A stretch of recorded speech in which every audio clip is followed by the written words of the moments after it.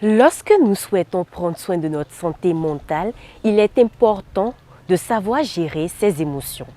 Et pour mieux gérer ses émotions, certaines personnes font recours à la musique. C'est dans cette optique que nous allons vers la population aujourd'hui pour savoir comment ils utilisent la musique dans l'optique de mieux gérer leurs émotions. Je vous invite. Aimez-vous la musique? Oui, j'aime beaucoup la musique. Oui, je dirais oui. Oui. Pas trop, mais bon, j'aime comme tout le monde. Moi, j'aime la musique. Oui, très bien. J'adore ça. Vous arrive-t-il d'écouter la musique quand ça ne va pas mentalement chez vous? Oui, j'ai l'habitude d'écouter la musique. C'est quelque chose que je fais très souvent même. Et ça m'aide à me calmer, à retrouver ma tranquillité.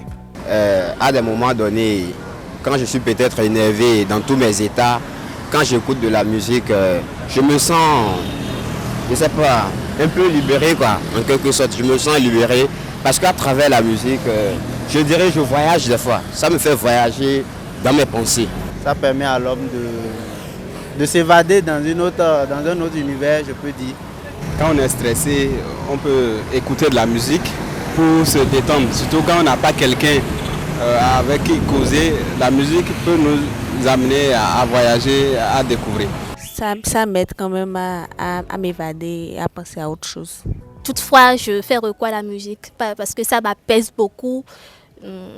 Quand je me sens pas bien ou bien quand j'ai un souci par hasard, j'écoute la musique et je me sens libre. C'est comme si on volait dans un monde où il n'y a personne.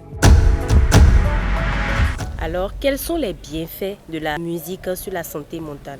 Je pense que la musique, c'est, je peux dire, un calmant. C'est un peu comme un calmant. Ça permet pour le moment qu'on l'écoute bien sûr, d'oublier ce qui nous arrive et de nous concentrer sur la couleur des mélodies et en fait de s'enjailler sur ce qu'on écoute. Et ça permet vraiment de retrouver sa bonne humeur. Ça aide à remonter le moral.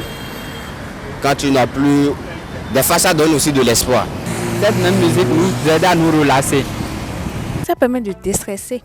Quand tu es stressé, tu peux écouter la musique. Quand tu es triste, tu peux écouter de la musique. Quand tu es en joie aussi, tu peux écouter de la musique. Bon, on peut dire que ça apaise le cœur, ça apaise les nerfs, voilà. C'est comme si tu es en communication avec la nature. Quels conseils avez-vous à l'endroit des jeunes personnes qui aimeraient peut-être utiliser la musique pour se sentir mieux mentalement? Je pense que, bon, tout est une question de goût. Si vous avez des artistes que vous aimez ou bien un style de musique favori, vous pouvez donc télécharger des morceaux qui vous conviennent et l'écouter selon la fréquence que vous voulez. Ça va vous permettre de vous retrouver et de pouvoir un tant soit peu gérer vos émotions et les difficultés que vous avez sur le plan mental. Comme conseil, je peux dire que la première des choses, il faut que le son que tu écoutes, il faut que tu aimes ça. Que ça soit ton genre de musique d'abord. Je lui dirais de choisir la musique ou les morceaux qu'il aime. Moi, j'aime par exemple écouter Adele, c'est une artiste fantastique.